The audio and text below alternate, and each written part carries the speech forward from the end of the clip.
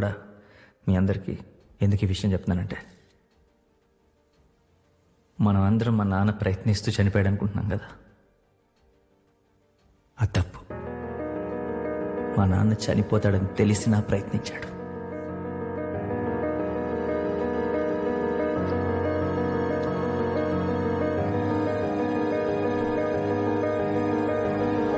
That is my father.